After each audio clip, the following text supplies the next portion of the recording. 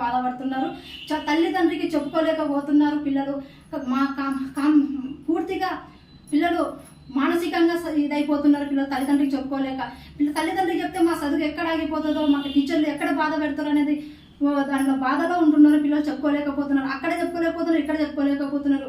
పిల్లలకి తల్లిదండ్రులు మమ్మల్ని స్కూల్కి పంపించాలంటే పిల్లలకు బల్ల పోవాలంటే కూడా బాధపడుతున్నారు.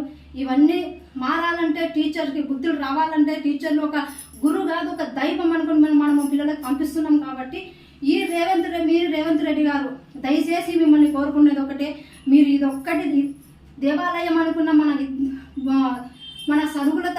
చదువులకు చెప్పే టీచర్లని మీరు గమనించాలని కోరుకుంటున్నా. పిల్లల భవిష్యత్తుని కూడా మీరు బాగు చేయాలని కోరుకుంటున్నా. అంతేకాదు చాలామంది తల్లిదండ్రి కడుపు ఎంత అయితే వాళ్ళు ఏడుస్తున్నారో వాళ్ళ బాధని మీరు అర్థం చేసుకున్నానని కోరుకుంటున్నా. అంతేకాదు నేను తెలంగాణ ఒకటి